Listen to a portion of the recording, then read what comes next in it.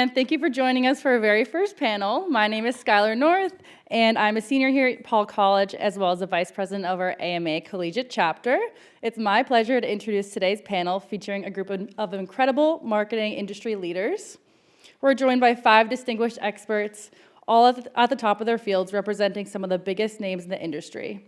I'd like to introduce Jennifer Buchanan, a UNH alum and director of brand marketing at Garnet Hill, Matthew Giordano, a UNH alum and vice president and group director at Digitas, Kristen Kuliharas, a UNH alum and VP account director at Area23, Drayton Martin, a former SVP, brand building, Panera Bread, and Mike Prue, a UNH alum and VP research director of the CMO practice at Forrester. You can find all of our panelists' bios in our SMAC program. You can download it using the QR on the screen.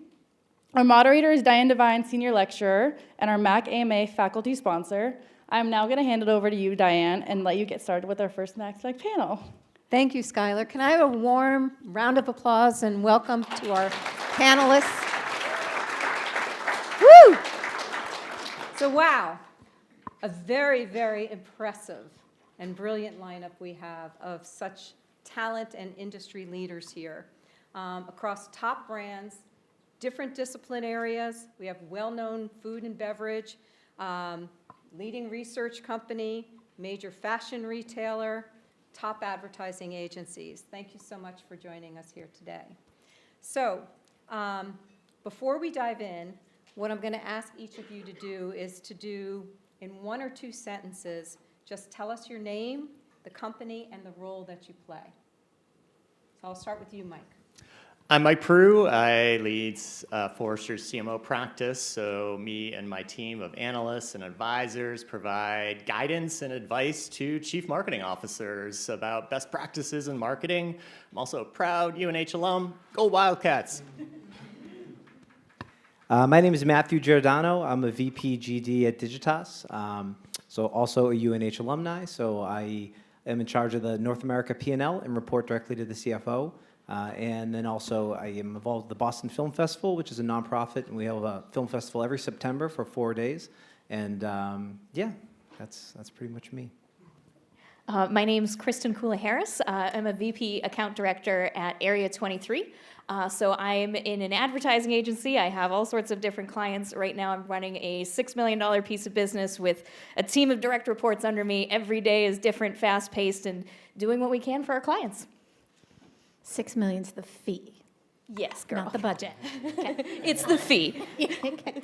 I'm Drayton Martin. My most recent gig was at Panera Bread, where I headed up marketing there. Before that, I was at Dunkin', and then before that, agency entire time. So working on a zillion different businesses with a variety of fees.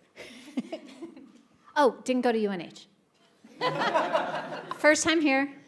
But you're wearing the colors. I was going to say, well, she bleeds blue. I needed to, but also I went to Wellesley College, also blue and white. So. You're on brand.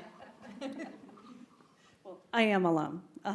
My name is Jennifer Buchanan. I'm the Director of Brand Management at Garnet Hill. For those of you who don't know Garnet Hill, we're a fashion and home goods brand in the retailing space.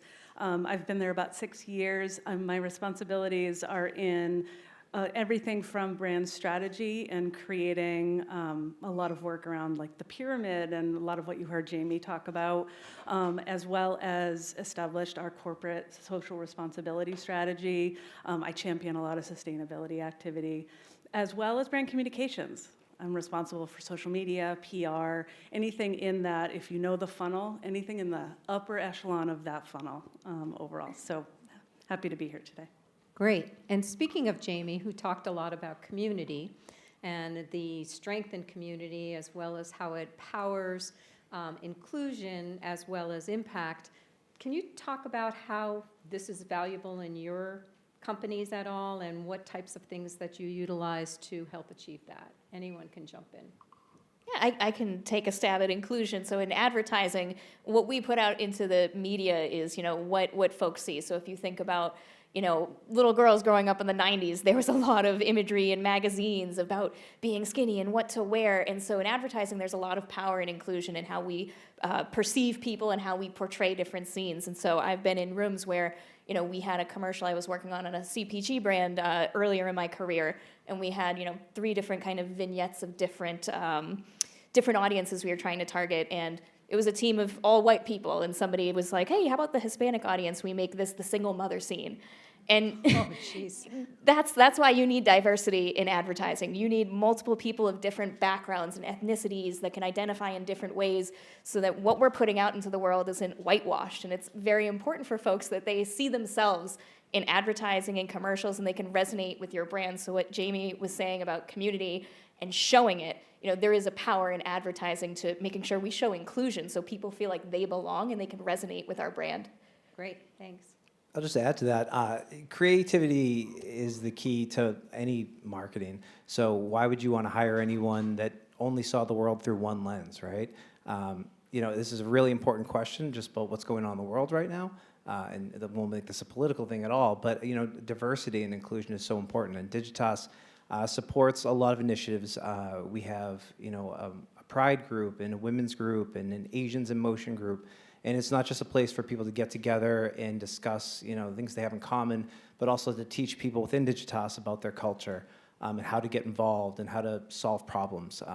We also launched a cancer pledge, working with cancer, last year during the Super Bowl. And it's, if you ever, 1 in 2 of everyone will be diagnosed with cancer at one point in their lives, which is a shocking statistic if you think about it. But Digitas is a leader in. They basically said that if you do come down with cancer at any point, you will be guaranteed 1 year salary, even if you can't work. So just different initiatives, different programs, ways to get everyone involved because we're at our best when everyone's involved. Great. I'll talk a bit about it. What's important from a company perspective is what job does your brand do? What problem are they solving for people? What role do they play in people's lives? So, the 2 food brands I've worked with couldn't be more different. Dunkin', some people might say food, but yeah. And Panera, which is totally food. And they are playing very different roles in people's lives. And so understanding, I thought everything Jamie was talking about with the uplifter and the way they were understanding that what these different groups have in common, that's really important. So you want to be welcoming for everyone, but you also understand who you really serve best and ensure that you are bringing that forward to them in a way that is true to start. Because if you promise and there's nothing there, you've just lost them for life. But really, really opening up the doors, but making sure you understand who you are and who they are so that that becomes a very welcoming place for that particular group. Because it may not be everyone, and that's okay. That's the other thing to remember is that every brand cannot serve every human and succeed because you stand for nothing. Great points. So I'll move on to the next question. Marketing is so fluid and essential in every aspect of business today, and things are constantly changing. What emerging trends are you seeing in the industry right now? Which ones are you capitalizing on, and where are you pivoting to stay ahead of the curve? Mike, I'm going to start with you. Mike runs the CMO practice at Forrester, which is a large research company. Maybe you can highlight some of the key trends that CMOs are embracing based on your most recent research. I think you had the top 5 trends. I did, and I can't not mention, as cliche as it has become, AI. But I want to talk about it in a little bit of a different perspective, that we are just at the beginning, and it's going to happen fast, of the agentic era of AI.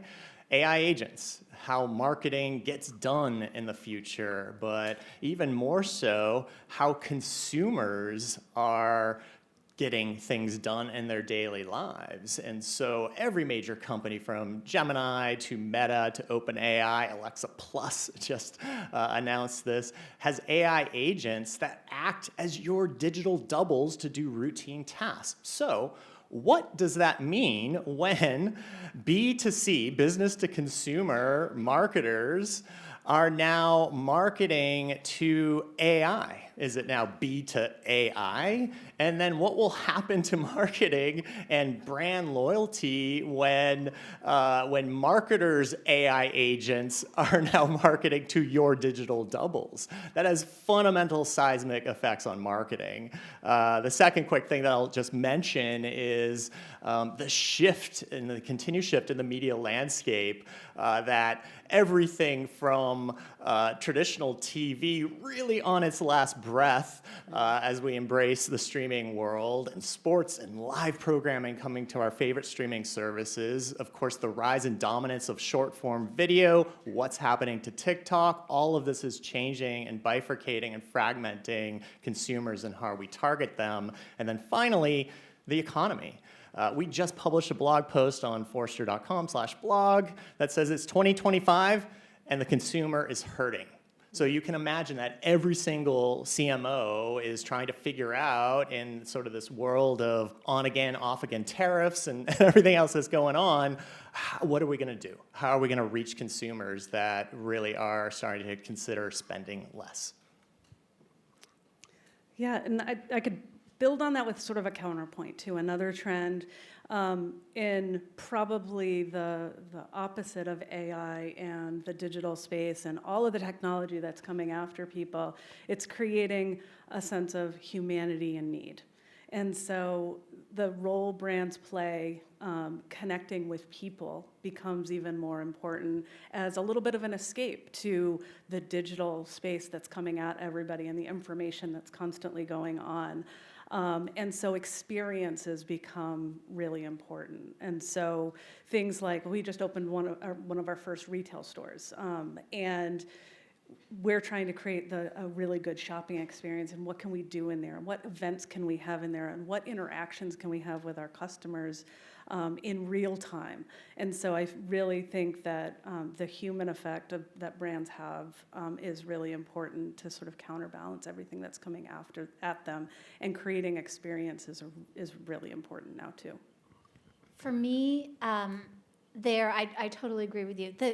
There is no, I hate to generalize things in generations. I have two sons, Gen Z, and thank God for them. They've made me so much smarter. But actually, one of them was the one that discovered Charli D'Amelio in the way back when days, and we did that partnership. I know you're like, Charli D'Amelio, but in 2019, she was a thing. But the AI is something that so I'm not at Panera anymore, but when I wanted AI to get there faster when it came to marketing, because we were burning resources like nobody's business on developing digital ads and then letting the algorithm help us understand which ones are performing best. And we could never get enough messaging out. Like, we should have been targeting 27 different cohorts, and we were targeting 3. Because from a resource perspective and everything, you just couldn't generate these ads fast enough with the nuances needed to learn quickly and drive and be able to connect authentically to all these different groups, which brings me back to the experiential thing, which is Gen Z, God love you all, nobody sees through a bullshitter faster than your generation. And so if you come out and you do your experience and you've done all this thing and it doesn't ring true, it's a disaster, because everyone's sharing your disaster. So it's so important to do the soft skills and the super hard AI skills at the same time. And it just makes things more complex, not less. But at the end of the day, like, truth is your champion. As long as you are true to who you are and true to what people care about, you have hope. But it can get tricky. Yeah, if I could add to that, I'm obviously going to also speak to AI, but maybe I'll meet you guys in the middle. In an agency setting, where I'm seeing it is creatives are using it more. So we are having clients that, hey, I need a storyboard for this tomorrow. we can't sketch that fast enough. So, we go into AI, we do some mock-ups, and for my creative team, that frees them up so that they can use their time in different ways. They're, bigger thinker things. But it is kind of funny being internal meetings, like, Francisco, there's 6 fingers on this hand. Can we adjust that? Or like, this left hand is on a right arm. Can we fix that? And my agency, they've actually rolled out at IPG an AI tool for all of us that's a pretty advanced AI, and they gave us a few kind of guardrails around how to use it. But I do think to go to your point about authentically using AI, I would never use AI to write an email to a client. That, I think, is one of the hardest skill sets to learn, and to be eloquent and to say the right things and strike the right balance. To me, that's an inauthentic use of AI, because I think part of what I do in account management is I provide a service that's very personable. I'm not using a robot to write my emails to clients, but where I would want to use AI, and we don't really have the skill set yet, hey AI, can you find an attachment from 7 months ago from a presentation I can't find in my inbox? That would be my dream. So I've seen AI in the creative space. I've seen clients asked to forego photo shoots for AI. So, a cheap maybe photo shoot for a client. I just did one recently. I think it was like a $250,000 fee. And why does a client want to pay all that money when they can short circuit that and use AI models? But we have to do little disclaimers and things for that. So that's interesting. And I'd say my last point, the resurgence of the QR code. I've had a lot of clients asking me, I think since COVID and that Super Bowl commercial with the floaty QR code, it's everywhere now, and we're tracking analytics, we're putting it on print pieces, so it's an interesting dichotomy of a print piece with a QR code and kind of something that's trackable. Right. I just wanted to point out, I'm glad to hear that you use AI for storyboarding. That's what we did in our class for integrated marketing communications. We used storyboard AI to create storyboards, and then the students had to shoot what the board actually said, so it was a pretty cool tool. Yeah, I love that. I would say use AI as a shortcut, but not a roundabout. I would want to use AI to help, but not do my job for me. Yeah. No, it was great. The illustrations were amazing. Yeah, same. For Digitas, we use it internally. I feel like we're not at the point where we're using it creatively yet, although our clients have said that's something they're interested in, and we're working with them to try to develop that. But we have an internal tool called Unicorn AI, and basically kind of what you had mentioned before, we load all of our presentations and our case studies into it. So, if you have a client pitch coming up and you're like, how do I sell XYZ, or show me how I sold XYZ on this client several years ago, it will kind of do that legwork for you, so it just saves us time. But yeah, same thing. I don't trust it to write an email either. But just right now, it's internally just to make us more efficient. But I think it's definitely moving down the line of getting creative involved. But I don't think it's there yet. Yeah, great. Thanks. Let's shift now and talk a little bit about target audiences. Consumers today have evolving preferences. So things change, yet things remain the same. Maybe we can talk a little bit about how do you adapt to that? And I'm going to start with you, Drayton, because I just love this. So for those of you who don't know, Drayton is the one who dropped the word donuts from Dunkin'. What were some of those consumer behavior changes and preferences that led you to that decision? Can you talk a little bit about that? Sure, yes. So that was 2018. And Dunkin' Donuts, it kills me to say the donuts. But so we're just going to go with Dunkin'. So Dunkin' at people, and especially if New England-based brand, everyone probably has memories. They can say, oh, 6th grade after soccer, my dad and I would go, we'd get, the Boston cream donut, whatever. Like, you have it. But the challenge with being such a well-known brand and having so much nostalgia associated with your brand is like you get encased in amber. You can't grow up. And so such a well-known brand to really change what the brand was about took some serious forcing of reappraisal.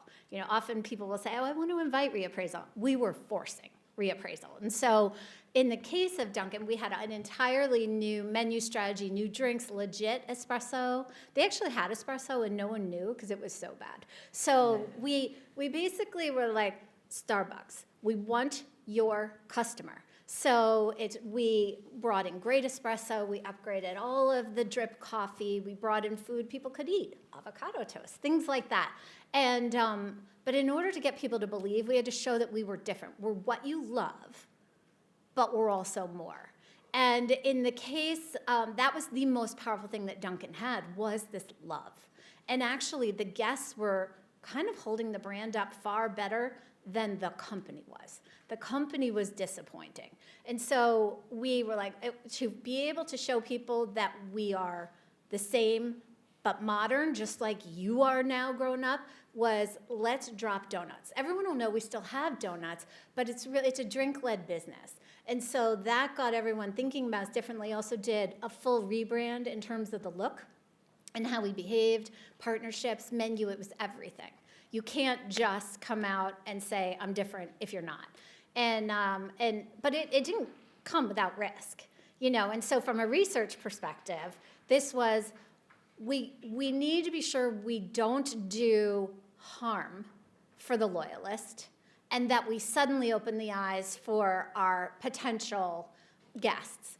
And so it was very interesting research because it was, you know, in all the conversations we were having, on the one it was like, are you gonna hate us? And then on the other one it's like, will you actually like us? And so it was that kind of a dance, but still going through the, what does Dunkin' have permission to even say and do? So yes, donuts got dropped, they still have them, but at the same time as we redid cafes too, the donut case was brought forward. So, you know, we weren't hiding the donuts in the back anymore. Everything was to reassure people it's there, but that we're so much more. Great. Anyone else want to comment on changing consumer preferences and how you adapt? One of the things that we talk a lot about at Forrester is the collapse of the consumer life cycle. So this whole, you know, pretty little flow chart from going from awareness to consideration to purchase to retention and loyalty. And look, you've all experienced this on TikTok, where you will experience all those things at once. When you see a product, you'll go from awareness to buying it within just a few seconds. And so what do you do about that as a marketer? And what does that mean in terms of targeting audiences? It is a fundamental change to your go-to-market strategies with short-form video. Great. So let's now talk about the power of branding. Branding is very, very critical to us. In today's competitive landscape, how do you ensure that you stand out as a brand? Also, how do you make sure you're relevant to your target audience, especially as we know consumer preferences continue to evolve? So I'm going to start with you, Jennifer, because you're in the fashion industry, and fashion can be in today and out tomorrow, although Garnet Hill really has a stable base. What are some of the things your brand does to keep current and relevant? Well, without saying, we listen and learn from our customers, so that's sort of an overarching given. But going back to something we talked about earlier, really staying authentic and true to who you are and where you came from, and staying consistent with that. And so for Garnet Hill, we've been around, 2026 will be our 50th anniversary. And yes, I'm building a campaign somehow. So, you know, we just stay true to our founders, and our founders were big into their community. They gathered artisans, you know, from all over their town. We continue to embrace the partnerships. We continue to embrace just being embedded in our communities and staying really true to and staying very, very consistent. The other thing that I would say, you know, we do is, totally lost my train of thought, is staying connected with them real time. And so we're constantly sending out surveys, and we're constantly in touch with them to really learn sort of what they're looking for and how our product base has to sort of come into play. But one of the biggest things that we're still working on, honestly, and we do have an older demographic within Garnet Hill that's been with us, is storytelling. Really elevating our value proposition within real, authentic, human-based stories. So whether it's the story of the artisan that made our product and how they made it as high quality as they did, or how that print came to life from the watercolorist that's on our team. So all of these stories to really resonate and really make those emotional connections with our customer through storytelling is also really important. So authenticity and connection through storytelling are kind of two of the things where we do fairly consistently. Great. What about social listening? How many of you utilize social listening tools to try to, so you're all nodding your head. Can you just tell our audience a little bit about what that is and how you utilize it? Any of you? Can. Sure. So the social, listening and social is the canary in the coal mine. And so you need, or what's the positive version of a canary in the coal mine? Canary in the coal mine is the bad thing, but then what's the great one? The rainbow in the clouds. Okay. But I have always found paying attention to what folks are saying each day really valuable. And I have worked in the past, variety of different places, so a variety of different people. Some are like, well, if fewer than 1,000 people said that, then I don't care. And I'm like, that's insane. Like, someone's talking about, this drink, and they're saying this thing, and a bunch of people are now talking about it, and look, this is taking off. I think we should be paying attention. This is an opportunity, And so it's important to hear, not just in your intentional research studies, but just what is spontaneously being shared, that you're filtering, because it's going to be the extremes, but still, like, how to apply a grain of salt to stuff, but it's a gift. I love it. Hashtags avocado toast. Right. So yeah, the avo toast at Panera was not good, and we had to redo it. And thank you, social, for telling. Yeah. You're getting the inside scoop now about Panera. We recently announced at Forrester what's called the Brand Experience Index. And so when we talk about the importance of brand, we categorize and measure 3 different things: salience, fit, and trust. So salience is all about the relevance to the consumer. Salience is actually to what degree is the brand top of mind.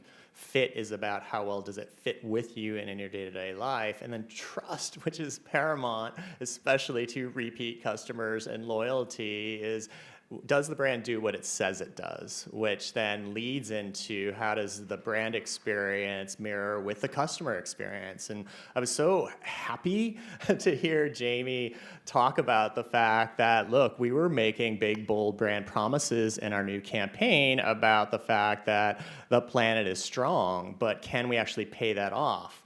It's easy for a brand to put out marketing messages, but Planet Fitness, which was so cool to see, they actually changed what they were doing as a company to ensure that that brand promise was being paid off, that the customer experience was mirroring the brand promise, which was super cool. Yeah.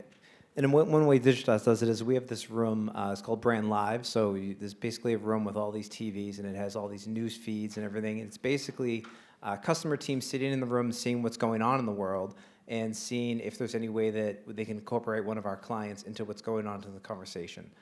So it's something that happens real time, it's something that happens quickly, and they talk to the client in real time and say, hey, we have an idea that we would have to do right now or today, and if they approve it, they can put the message out. Great, good. We're going to move on to everyone's favorite topic, which is influencer marketing and content creators. But not only taking a look at that, but how do you approach these collaborations and partnerships to ensure your brand's authenticity resonates with your target audience? So if any of you, maybe I'll start with you, Drayton, because you did put together Charlie D'Amelia and Duncan. Thank you, Peter Martin, my son. No. Yeah. Authenticity is the key. And I sort of glibly talked about how you can smell fakeness quickly. Kinder terms this time. But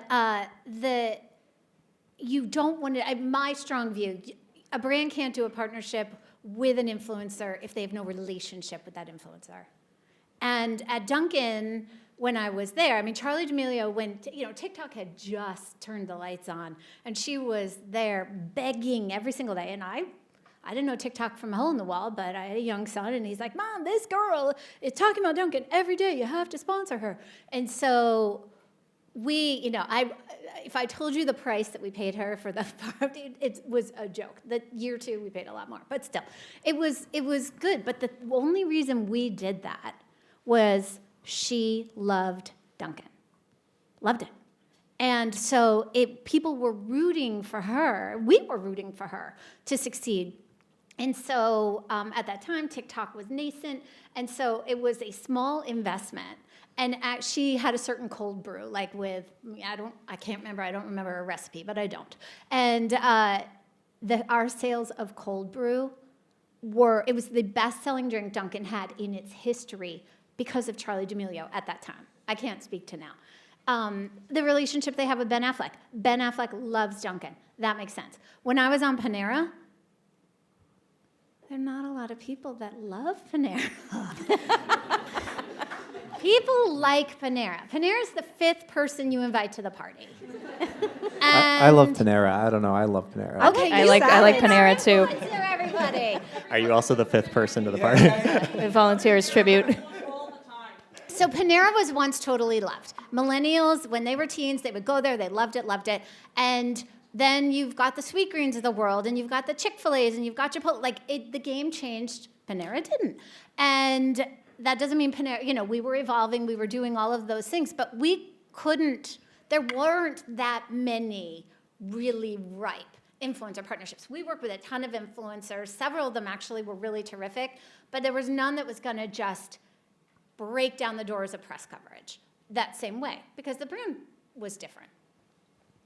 On the note of authenticity, when working with creators, our research on creator marketing best practices shows us time and time again that brands have to do something that they hate when working with creators, which is letting go. They have, these strict brand guidelines. Yep. All of these things are used to crafting every word of the TV spot script and micromanaging the font sizes, and that's just not going to work for creators' audiences if the brand is dictating to them how to convey the message that they want to convey to their audiences. That is scary for brands. It's a big risk for brands, and that is why that relationship is super important to have. You need to trust each other in that process. So tough to do that. And I could add to that. I think everybody's saying authenticity, and I've worked in all sorts of different industries before I got into pharma, where I am now. My first brand was Fenway Franks, so we would always partner with Red Sox players, which was a slam dunk. But now that I'm in pharma, it's a lot harder. It was a home run. Yes, it was a home run. That bad analogy. We got to stay on sport. Yes. Now in pharma, it's incredibly difficult. There's a lot of regulations, and it's very inauthentic for a lot of people to see influencers, celebrities, those sorts of people in the pharmaceutical space. So a few years ago, I was working on a migraine brand, and our biggest competitor, Nurtec, they launched a campaign with Lady Gaga. Whoa. And Lady Gaga posted on her socials. She did this whole video. They updated their whole website. And the social sentiment on Lady Gaga's Instagram was the worst.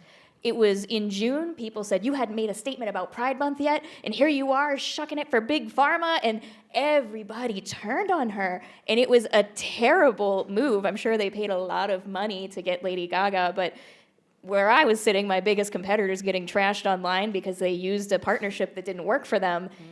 To Mike's point, it can be a gamble, and you have to really let go and trust that it's going to resonate with your audience. Sometimes it does, sometimes it doesn't. Great. And I would add too, with our influencer program, and we use it as sort of a word of mouth, what I would call a hum.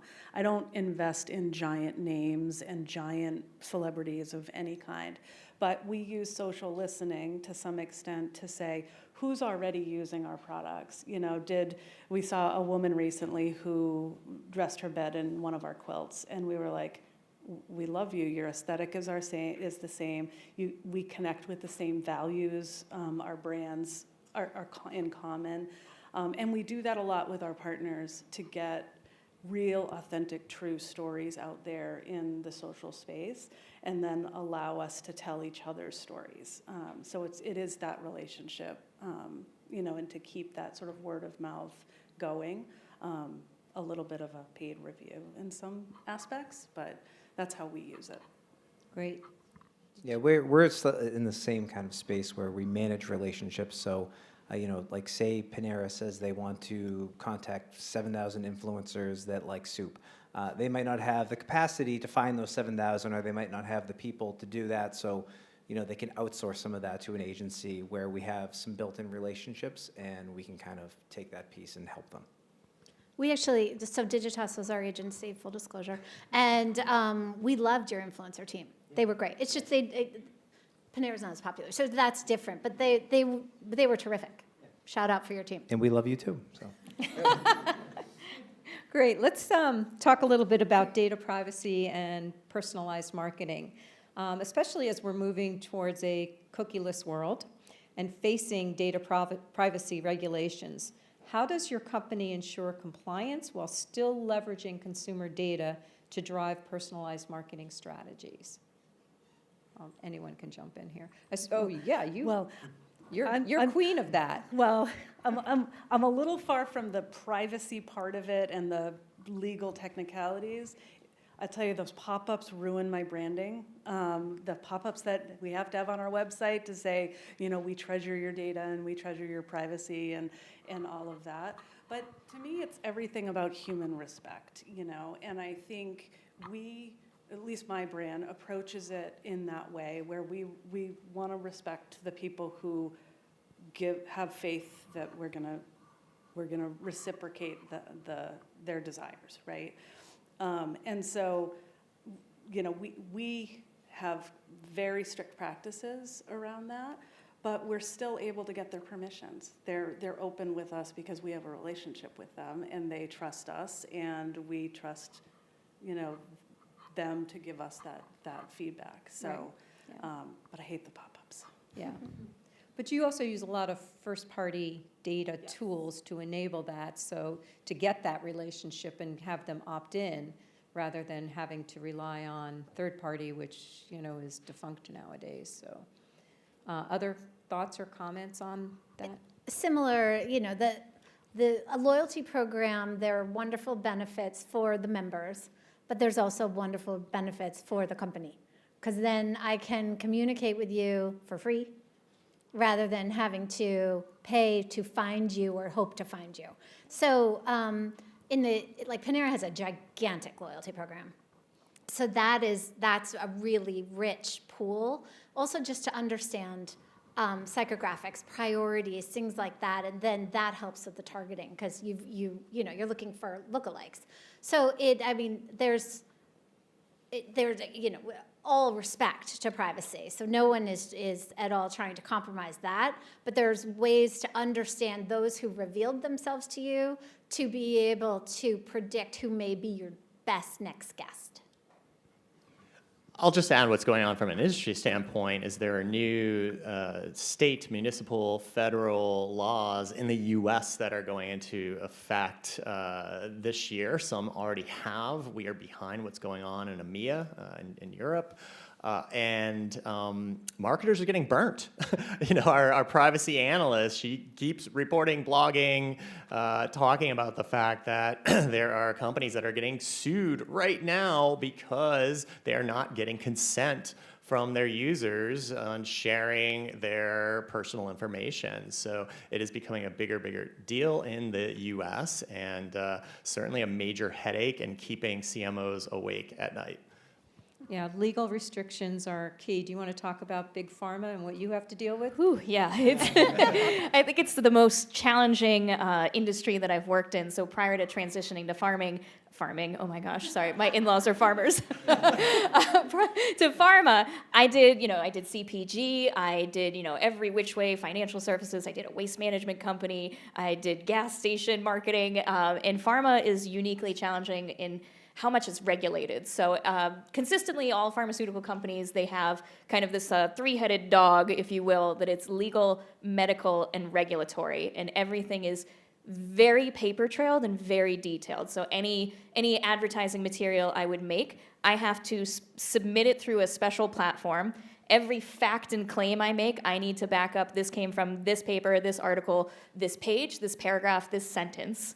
That then gets submitted to kind of the three head honchos that work for my clients, and they tear it apart. Their entire job is to mitigate risk, to make sure that things are factually accurate, and that, you know, we're not the next Purdue causing an opioid crisis. Right. So what we do when we get through kind of this gauntlet, you know, that is, I'm sure my clients, they want to push the boundaries. They want to say things that are, you know, maybe on the edge of being ethical, unethical. And it's really those three reviewers that are the safety net there that kind of rein them back in. And then everything we do complete gets sent down to the FDA. And so the FDA, they don't explicitly approve all of our materials, but they do have what is called the bad ad program. So if you see a pharmaceutical ad that you think is misleading or you think is, you know, not quite accurate, any person can go onto the FDA website and report it. And that happens in the industry a lot, where if there's a big conference, oh, somebody will eyeball your booth, and then, oh, one of your competitors thinks that's sketchy to say, they'll go report you to the FDA. And the FDA, they don't joke. So I've had clients that, you know, prior to my joining them, they've said something a little off, or they've inflated some numbers, they've given a statistic that's perhaps misleading. The FDA will find them and fine them millions, and they will basically publicly spank them, put a letter out, shares will dip. So it's very high stakes, but because it's so documented, you can go back to all those versions we submitted and say, who said yes to this? Oh, somebody tried to change this and they got denied. So it's very documented, it's very difficult, but because of Purdue and the opioid crisis, you know, it should be that way. So it's an industry that you have to be very careful about ethical standards and about regulation.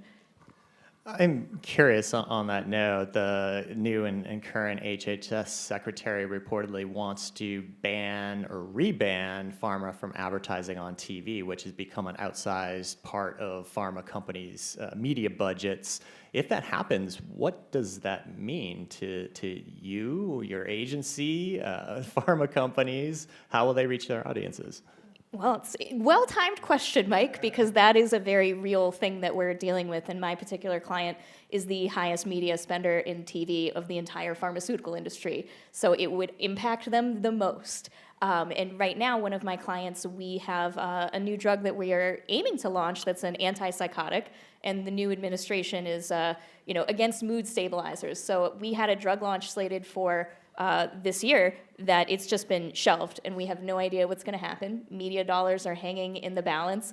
People in the agency are getting restaffed to different accounts, and for right now, I haven't had any kind of conversations. There's another media agency that I partner with, but my counterpart, she's telling me, I've got millions sitting, and I'm just waiting for the word. So it's very intense right now what's happening, but I'd say we're all kind of holding tight to see how things evolve.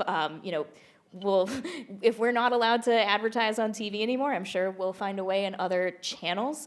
But it is interesting. The United States is only one of two countries that does direct-to-consumer advertising. So it's us and New Zealand. No one else in the world does what we do. So I'm curious to see how it shapes up, but it is a very real concern that we're battling right now. Great, thanks. I'm going to talk a little bit about leveraging data for better decision-making. So if you could just talk about how your company leverages data in decision-making, and what role does it help you play in shaping your strategies and tactics. And Matthew, I'm going to start with you. I'm going to start with you because you really have a unique role. Your job is to drive profitability for advertising agencies.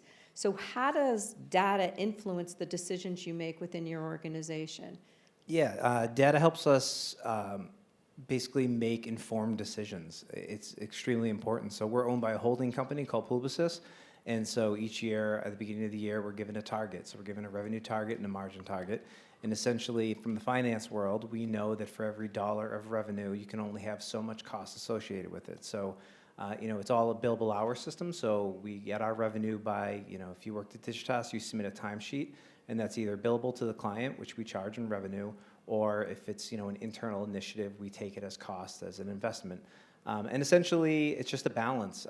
We know there's a certain percentage that we need to keep for every dollar. We know we have occupancy. We know we have overhead, training, travel, and we basically just have to hit that target. So every single day, the client finance team is revisiting revenue, meeting with their client teams, and then my team basically oversees, we take the revenue roll-up and we look at the whole P&L and basically just have to hit that target. So we basically are working toward one goal for the entire year. And it can sometimes be uneventful because sometimes, you work all year and then if you hit it, great, and then you just start in the next one. So it's kind of repetitive in that way, but yeah, that's basically how we manage things. Any other comments on data and how critical it is for your decision-making? Yeah, oh, you go ahead first. I was going to say, I can give you a really specific example that could be tangible, right? We know from our buying behavior of our customer that a customer that buys both an apparel item and a home item has very high lifetime value. They're really valuable to us in general. So, and we know now, and I don't remember the exact percentage, the percentage of those people is very low right now. So in marketing, what that says we need to do as communications people is how do we get the apparel buyer to buy more home, and how do we get the home buyer to buy more apparel so that we can gain more of those really valuable customers. And so we do more marketing of home to apparel buyers. We do more what we call cross-merchandising marketing, so that people can see this lifestyle because we know that's a more valuable customer. So that's just a really specific example that we use in general. Great, thank you. Yeah, I can add, in the pharma space, we have a lot of different doctors that we talk to. So a brand that I'm working on right now is an Alzheimer's brand, but there's a lot of different folks who could touch on that. There's your everyday primary care physician, there's a neurologist, there's a geriatrician. So a lot of our work, we would speak to different doctors differently depending on how they specialize. So a primary care physician, they know a little bit about everything. So I might speak to them a little more pointedly about Alzheimer's disease and how to diagnose it and how to react to it, versus a neurologist or a geriatrician that they're a little more specialized in that skill set. So they don't need the messaging I would give to someone that knows a little of everything because they know a lot of that thing. So a lot of our strategies in terms of communications we're sending out, messaging we're doing, we are doing a lot of market research behind the scenes. Before we roll out any campaign, we have a variety of different types of doctors so that we see how they react to it. We rolled out a campaign this fall that our market research told us the way that we had phrased it was almost a little insulting, as if the doctors felt like we were assuming they didn't know something that on paper the research showed they didn't know, but it's how we speak to them and identify they don't know that doesn't insult them along the way. Right, good. Forrester literally runs on data. Sometimes we run on Duncan. Hill Holiday, our old agency, came up with America Runs on Duncan back in the day. We do a ton of quant, qual. Just one of our many surveys is our annual consumer benchmark survey, where we survey just in the U.S. over 100,000 consumers. So we're able to cut that data in such different ways to get trending insights year over year. Super fascinating stuff. We also have an online community of online adults that we can do quick pulse check polls on something that happens overnight and get instant feedback on what society is thinking about a certain subject. So it's great on the consumer side, and on the business side we also have a lot of insights from like a quarterly CMO pulse survey that we run that fuels a lot of our research. So Can I do one thing? Oh, Sorry, yes. just on data. So it is also a gift. So in the same way I was saying that social listening, it's a gift. They're sharing with you every day. Data is a gift. The key is to understand that the data is not going to give you the answer and is not going to guarantee your result. And there are times, if you are in a risk-averse culture, where in your company, where it is everything gets so pre-tested to the edge of its life, that any of the creativity, which is the economic multiplier, the surprise, the thing that is going to grab you and get your attention, is lost. And so I'm a firm believer in bringing in all the data, but it's not your boss. It is guiding you, it is informing you, it is not driving you. Off my soapbox. If I could add to that, not my own personal experience, but Apple's 1984 ad, arguably one of the most famous commercials in history, tested like crap in market research. And they were going to pull the ad. I think the Apple brand folks gave direction, don't do this. And I believe the agency did it anyways, and they pushed it out. And they had in their gut that that was authentic to them, and that was the messaging they wanted to launch into the world. They ignored the research, and it became iconic. Great. I'm going to wrap it up a little bit because I want to leave time for Q&A. So I'm going to end with a two-part question. So what advice would you have for aspiring marketers? And if there was one thing you hope the audience can take away today from this conversation, what would that be? Go ahead, Mike. Look, I know many of you are thinking about what happens beyond UNH's borders and what comes next. And the key, as you will fight the algorithms of recruiters' tools, is to stand out somehow. And it is a little bit about who you know. And I want to address specifically the sophomores in the audience. Why? Because when you're a freshman, you're still figuring things out. You're still figuring you out, whether or not you have the right major. And by the time you're a sophomore, you have the opportunity, and the fact that you are here today demonstrates that you are at least are interested in getting relevant experience. And you heard all of us talk about some of the major trends that are happening and what's going to happen in the future and where those skills are going to be needed the most. And so what I would suggest is, if any of that interests you, double down now. Find the right internships, organizations like this, where you can demonstrate your experience to employers. It is about who you know, so find those connections and work those connections. And then you had a second part of the question as well. I think you answered both. Oh, no. What would you want them to take? Oh, look, protect humanity at all costs.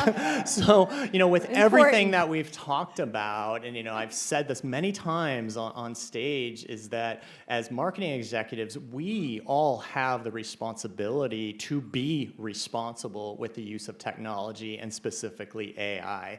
And our research time and time again shows us that consumers do not want AI replacing humans and human creativity. So the ball's in our court, so to speak, and yours as future marketing leaders, as us as current marketing leaders, to ensure that we are using technology to help, but not replace the human element. Yeah, I think I'd say stay persistent and don't be afraid of failure. Those are two of the biggest ones. You're talking about internships. When I was at UNH, I was studying abroad in Australia, and I applied for an internship at Paramount Studios in Los Angeles. And I was in this business school. I had no film background, and basically applied to 54, I remember the number because it was so many. It was 54 companies. I was sending faxes and emails and saying, like, please, can I work for you? I'll work for free. And I only got 3 phone interviews out of the 54, and only one said, all right, you can come in and talk to us. So I was in Australia, and I had no money, so I basically had a layover in LA, and then I scheduled a 12-hour layover so I could go to the studio, do the interview, and then go back home from Australia. And when I showed up at Paramount and knocked on the door, they were like, oh, you're supposed to meet with Nikki Williams? She's in Miami right now. And I was like, I just came from halfway around the world to show you that I care about this, and no one's here. And I was crushed. But then someone was like, you know what, just come in and talk to someone else. So I talked to somebody that was just, I don't know, in the office. I think they might have been an intern too. But I must have left an impression, because when Nikki came back, they were like, that guy was really nice, and like he seemed exhausted, and he really liked this. So anyways, it got me the job, and then that opened up some other doors. But I mean, the point of the matter is, of 54 times, I failed 53, but that one mattered, and then it created other opportunities. And like, to be candid about Digitas, I applied to Digitas 6 times. I was telling Skylar earlier, 6 times for the finance department before I got in, and I failed 5 times. And if you just keep coming back and keep a positive attitude, it will show that you're working hard. It will show that you want it, and people will notice that, because it's really hard when you go into an interview. You have a resume, and essentially you've gotten in that door with that resume, but then people want to know who you are. So you just have to show them that you really care about this. Keep trying and keep failing, because every time you fail, it's going to get better. You're going to learn something, and eventually you'll break through. These are such great answers. I echo everything you say. I think my entire career is learning from failure, and one mistake at a time, having something in the Rolodex of my brain of won't do that next time. I think I want to take a track of mental health. I think that's something that wasn't really spoken about a lot during my time at UNH, and particularly how to navigate difficult, tricky, uncomfortable situations. When I was younger, I was making $30,000 at my first job, and I was desperate to make more. And I took on every project, everything, and I overloaded myself in an effort to prove myself, in an effort to make more money. And, you know, while it's important to have that drive and have that kind of grind, it also is important to respect yourself.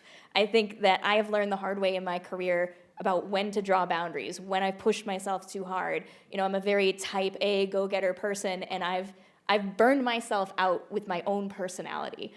During the pandemic, I got laid off from Hill Holiday, and that's when I jumped into pharma. And the first agency I went to that was my next pharma agency, I think I felt a sense of, you know, you saved me after I got laid off, so I'm gonna work so hard for you. And next thing I knew, I'm working 80-hour weeks, I'm having health issues, things are happening that shouldn't be happening. I'm constantly stressed all the time. I was a husk of a person. And I felt like I owed it to them. Like they did me some great favor, but to them, I was just a workhorse. And I think there's a lot of myths out in the world of like, oh, you have to work a year at a certain place before you quit. It is okay to quit a place that is not serving you. It is okay to quit a place that is toxic. It is okay to quit because you don't like your boss. It is okay to quit because you don't like your client. It is okay to quit because you don't like your team. I've quit jobs for all three of those reasons. And people don't talk about that enough. And, you know, after I had my job that burned me out, I had a girlfriend that gave me advice, and she was like, Kristen, you could pick up the phone tomorrow and interview and go land a job at any of these other agencies. What are you doing? And it was almost like I needed someone else to give me permission to make a smart decision for myself. So I did quit that job. I took a month off between jobs. I got a massive raise and a promotion at my next job. And it was fundamental to who I am and learning about burnout and, you know, really making sure that I was changing how I was approaching things. So at my company now, fortunately, I have, farm is hard, so I have unlimited time off. And one thing I encourage my team to do, I want you to take one day a month. I know not everyone will have that luxury, but if you are in a position, you can't do your job if your brain is on empty. And it's very important to me that my team, if I see somebody launching a campaign and working late, I'm gonna stop and say, hey, you're taking Friday off, give me your projects.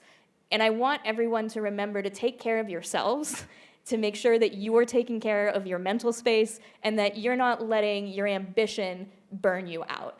So I'd say that's the biggest thing I want to share with folks, and, you know, of course, echoing all the other things, networking, you know, contacting people, all the great alumni here. But there will be a lot of uncomfortable situations you're going to have to navigate, and you're going to do your best, but you can leave if it's not serving you.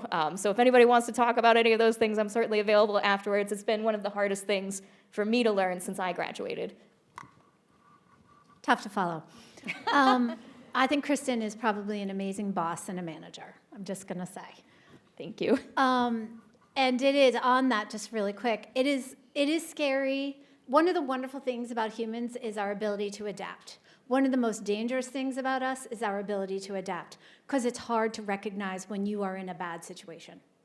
And so your journey is so important, because, you know, I have found myself in situations where I'm like, why have I just, I've warped myself, I've allowed this to happen, I've gone from doing this to becoming a human shield for my team because I don't want them damaged, I'll take all the damage. You know, those are wake-up moments, and it's hard to see it in the fight, but that's really important.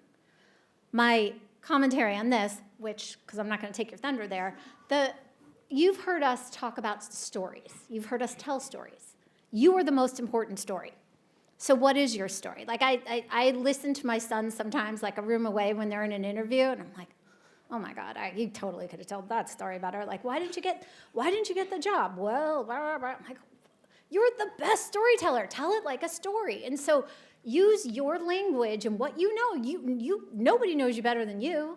And why that matters, why anyone should care. I had a person interview with me a zillion years ago, and she was a waitress. And I worked in account management at an ad agency. And I mean, I interviewed her just because a friend of mine asked me to.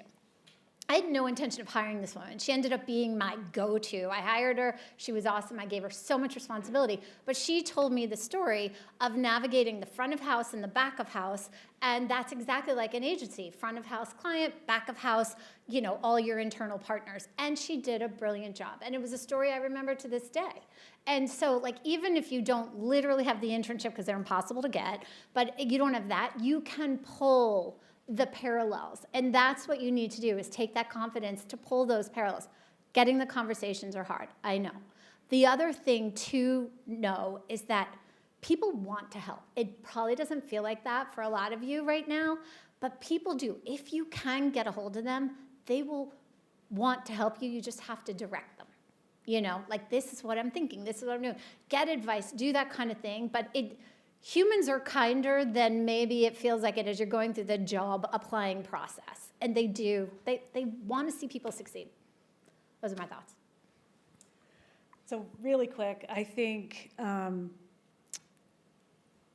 just try everything. Marketing has so many different aspects to it. Snack on it, try it. You know, when you're done with your education, just it's okay to take another 4-month internship to get a little experience, to try something new. It's okay if you don't like it. It's okay if you love it. But try as many things as you can to find that passion point within, you know, with what path within marketing lights your fire. Because that's what's going to keep you going. That's what's going to keep you passionate about things in general. I've stayed at organizations for a very long time, but the only reason I have stayed in organizations a long time is because my job changed every couple of years. I took on different things. I was challenged. I was passionate about this new opportunity. So that's what I would say, is to try lots of things, and don't go for the title. Go for the passion, because that'll take you further. Okay, some questions from the audience. Go ahead, Brooke, you're loud enough. I am loud enough. I also want to say to you, Kristen, one of the things that, this technically isn't really a question, but have you ever heard of the let them theory? No, I haven't. Could you explain it? Yeah, Diane showed me this video on Instagram.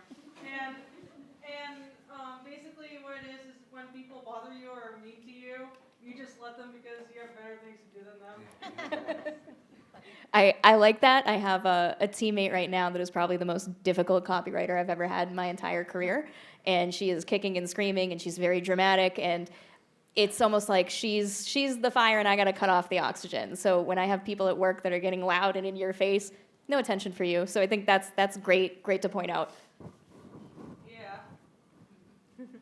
Other questions?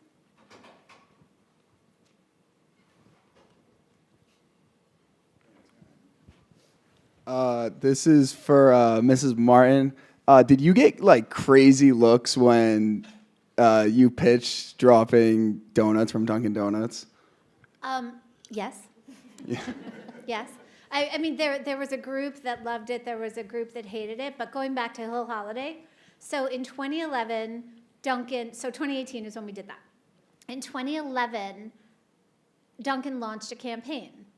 And they were Dunkin' Donuts at the time, but the tagline was, America runs on Dunkin', not Dunkin' Donuts. So that was like my closer always. I'm like, and it's been in front of our eyes all this time. So yeah, but you know, we had to research, like I said, like we had to be sure that we weren't going to destroy the brand, lose every customer, and basically have to shutter the place. So yeah, there were some looks.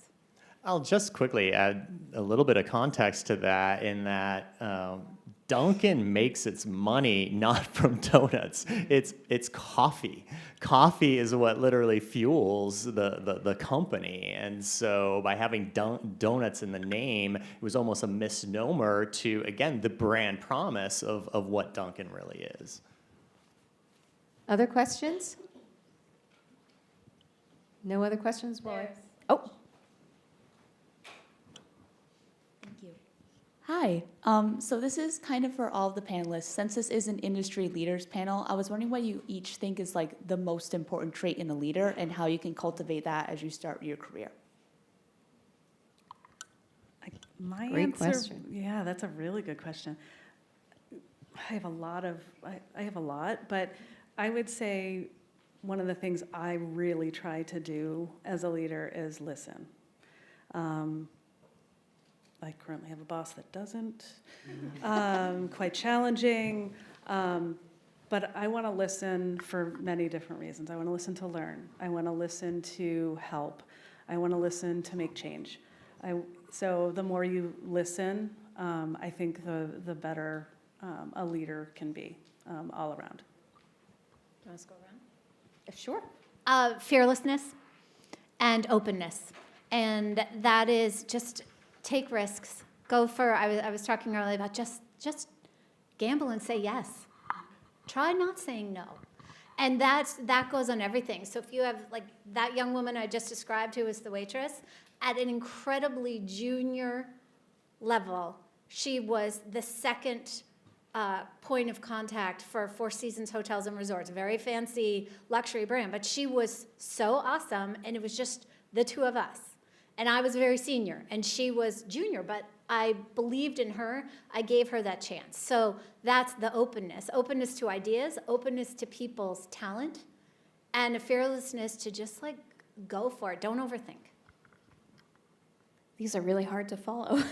I feel like I had one at the tip of my tongue, and now I've lost it. I think words I've been thinking in my mind, compassion, support. I think my boss explicitly empowers me to run the account I'm running and make the decisions I'm making. And if I'm ever in a room that I'm stating my opinion and I'm trying to guide the team and the team isn't vibing, my boss will come in right behind me, say the thing I just said, but she's an SVP, so everybody snaps into place. And I think her being able to support me and empower me, that's huge. I've had clients where, one of my day-to-day clients I had a few years ago, their boss had no empowerment for them. So every time I sent something for approval, oh, this looks great. And then a week later, we have to redo it. And it was a frustrating way to work because her boss just didn't trust her. And her entire job was just undoing decisions. So I think, having a leader that supports you, empowers you to do your thing, and is compassionate when you need it and you're stressed, to me, that's what I look for in the bosses that I work under. Yeah, I agree with that. I think honesty and empathy, you wouldn't really think that, I think, if you think of a leader usually. But I think some of the best leaders are honest. They just directly tell you what needs to be done. And empathy, like, just to echo what you said, the world just needs more empathy. And I think the days of having a leader bark orders and shout, I don't know about you, but I don't want to work for somebody like that. And it goes back to the mental health thing. When you interview with these people, you're going to dedicate a good portion of your life to work there. So you want to work for someone that has your back and it's going to lead you down the right path. So if you kind of get a vibe that this is going to be a toxic culture, this is not going to be an honest person or a kind person, why would you want to work there? And honestly, not just saying this, but I've been at Digitas for 13 years, and half the reason I've been there for 13 years is because the people I work with are honest, and I like going in, and I was saying that I just feel comfortable there. There's no... A lot of people check their ego at the door, and it's just nice to work in that environment. Yeah, Matt, if I could add to yours, I think I had mentioned I'd quit jobs for bad bosses. I had one time a client just lost it on me, and I was at the end of my rope. I was very stressed, and I remember I called my boss at the time, and I was so frustrated, I cried. And I just was, I'm so frustrated. They totally misconstrued this whole situation. My boss, no compassion. She was more of the barking orders variety. I will never forget this in my entire life. She said, have a good cry, take a hot shower, come back tomorrow with your shit together.